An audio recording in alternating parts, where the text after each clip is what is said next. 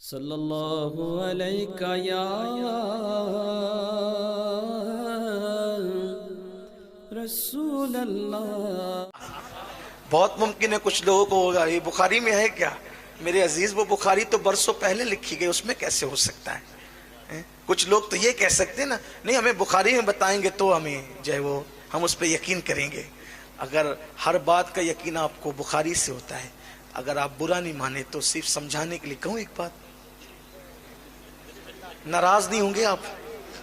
حالانکہ آپ نے بولنے کے لیے بٹھایا ہے مجھے، لیکن آپ ناراض نہیں ہوں گے اگر آپ کہتے ہیں ہر بات ہم بخاری سے ہی مانیں گے؟ تو آپ جو ہے وہ اپنے ابا کے شہزادے ہیں، یہ تو کوئی بخاری میں نہیں لکھا ہے نا؟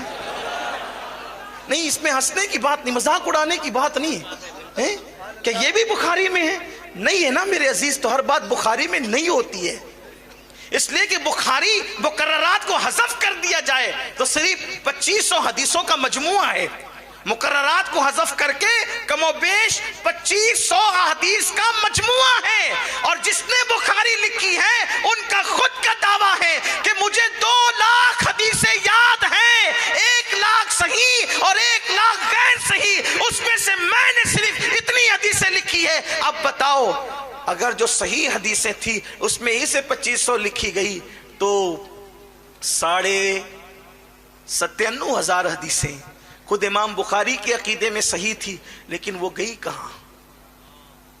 وہ کہاں گئی؟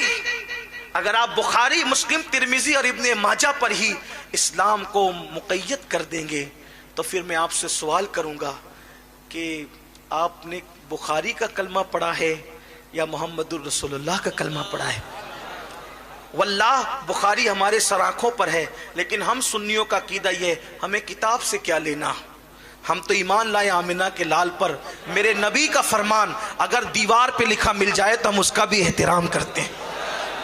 ہم کتاب نہیں دیکھتے، ہم نبی کا فرمان دیکھتے ہیں، اور بخاری کا احترام اس لیے کرتے ہیں کہ اس میں سب سے زیادہ صحیح احادیث موجود ہے، اصح الکتب بعد کتاب اللہ، اس کو اس لیے مانتے ہیں۔ لیکن آپ اگر یہ کہیں کہ سارا دین سمٹ کر بخاری میں آ جائے تو یہ بات اچھی نہیں ہے، آپ کو ایسی بات نہیں کرنا چاہیے۔ لیکن میں نے جو بات کہی وہ آپ کی اجازت سے کہی، آپ کو برا بھی نہیں ماننا چاہیے کہ جو بات میں نے کہی سمجھانے کے لیے کہی ہے، آپ اس طرح کی بات نہیں، یہ چیز آپ بخاری میں، یہ چیز آپ بخاری میں، بلکہ ابھی رجب شریف کا مہینہ شروع ہے نا، آج 7ویں شب لگ گئی ہے، ابھی کنڈوں کی نیاز کا معاملہ ہوگا، اور لوگ کہیں بخاری میں ہے اس کا ذکر، یہ بات ہے، کنڈوں کی نیاز کا ذکر بھی آپ کو بخاری میں چاہیے۔ میرے عزیز ایسی بات مت کرو، کنڈوں کی ایک نیاز ہے، مستحب عمل ہے، اصال ثواب ہے، اور اصال ثواب کے لیے اور مستحب عمل کے لیے یا نفل عمل کے لیے کسی ثبوت کی ضرورت نہیں ہوتی۔ دیکھو ایک بات آپ سے کہتا ہوں، بات جو وہ تفصیلی ہو رہی ہے لیکن بات سمیٹنے لگا ہوں، سمیٹ بھی رہا ہوں دیر سے، لیکن آپ سننا چاہتے ہیں تو اختصار کے ساتھ اس کو کہوں۔ دیکھیے، اگر کچھ لوگوں کا یہ خیال ہوتا ہے نا، انگوٹھے چومنا کہاں سے ثابت ہے؟ ایک چیز، کنڈے کی نیاز کہاں سے ثابت؟ چادر چڑھانا کہاں سے ثابت؟ مزار پہ جانا کہاں سے ثابت؟ ایک بات آپ کو یہ بتاؤں، ثابت کے لیے دلیل نہیں چاہیے۔ توجہ آپ کی، کسی چیز کے ثابت ہونے کے لیے، کرنے کے لیے، کسی کام کے کرنے کے لیے دلیل کی ضرورت نہیں ہے، ورنہ آپ کو ہر کام کے لیے دلیل چاہیے۔ پھر کرسی پہ بیٹھنے کے لیے کیا دلیل ہے؟ مائک ہاتھ میں لے کے تقریر کرنے کے لیے کیا دلیل ہے؟ چھٹی کے دن غریب نواز کے عنوان پہ تقریر کرنے کے لیے کیا دلیل؟ یعنی آپ دلیل دلیل دلیل دلیل کے اندر اس قدر الجھ جائیں گے کہ آپ اصل دین کی معرفت سے محروم ہو جائیں گے۔ تو کسی کام کے کرنے کے لیے دلیل نہیں چاہیے۔ جیسے ایک سمجھانے کے لیے کہتا ہوں، مجھے اسکول جانا ہے، اور اس کے لیے کون سی اجازت دی آپ کے ابا نے؟ دورے کے لیے جانا ہے، کون سی اجازت دی؟ بات اجازت کی نہیں ہے، دین یہ کہتا ہے کسی کام کرنے کے لیے دلیل نہیں چاہیے، اجازت نہیں چاہیے۔ اگر دلیل کی ضرورت ہوتی ہے تو کسی کام کے منع ہونے کے لیے، کسی کام کے لیے منع ہونے کے لیے دلیل چاہیے، اجازت کے لیے دلیل نہیں چاہیے۔ ایک چھوٹی سی بات، آپ نے مجھے دعوت دی نہیں آپ نے، لیکن بتا رہا ہوں مثال کے طور پہ، ورنہ کہیں آپ یہ نہ سوچیں کہ بھئی ہم نے دعوت تو دی نہیں، آپ زبردستی کے مہمان کیوں بنتے ہیں. لیکن سمجھانے کے لیے آپ نے مجھے دعوت دی. اب دعوت دینے کے بعد آپ مجھ سے کہیں گے کہ سید صاحب یہ بتائیں آپ کو کیا کیا پسند ہے، اس کی فہرست دو. آپ کو توجہ آپ کی، آپ کو کیا کیا پسند ہے اس کی فہرست دو. کتنی فہرست بنے گی؟ جے پور سے آ کر جانے کا وقت ہو جائے گا لیکن دعوت کا وقت نہیں آ پائے گا. یہ پسند، یہ پسند، یہ پسند، یہ پسند، کتنا ٹائم جائے گا؟ اب آپ کو پکانا کیا ہے؟ عقل مندی یہ تقاضا کرتی ہے آپ یہ پوچھیں آپ کو کس چیز سے پرہیز ہے. عقل مندی کا تقاضا کیا ہے؟ آپ کو کس چیز، کیا آپ نہیں کھاتے؟ میں نے بتا دیا یہ 3 چیزوں سے مجھے پرہیز ہے، نہیں کھاتا.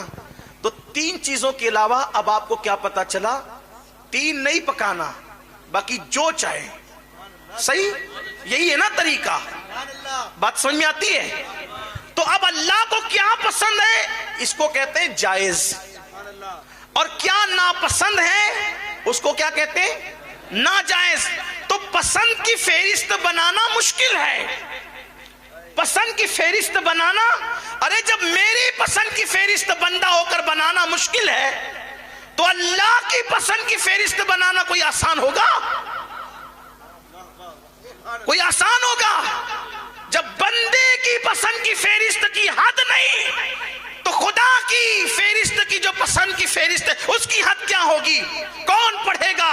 کون سمجھے گا؟ کون معلوم کرے گا؟ تو اسلام بچوں کا کھیل نہیں ہے. میز پر بیٹھ کر 4 لوگوں نے اسلام گڑا نہیں ہے. طریقہ یہ ہے کہ یہ پوچھا جائے آپ کن چیزوں کو ناپسند کرتے ہیں، اس کے علاوہ ہم سمجھ جائیں گے کہ یہ سب آپ کو پسند ہے. کس کلر کو ناپسند کرتے ہیں سمجھ جائیں گے، اس کے علاوہ سب کلر پسند ہے. کس مشروب کو ناپسند کرتے ہیں سمجھ جائیں گے، اس کے علاوہ سارے مشروب پسند ہے. کس شہر کو ناپسند کرتے ہیں سمجھ جائیں گے، اس کے علاوہ سارے شہر پسند ہے. بلا تمثیل، بلا تمثیل اللہ کی پسند کو جائز کہتے ہیں، اللہ کی ناپسند کو ناجائز کہتے ہیں. تو اللہ نے اپنی پسند کی فہرست نہیں اتاری بلکہ اللہ نے بتا دیا یہ مجھے ناپسند ہے. تو اللہ نے ناجائز کی فہرست بیان کر دی.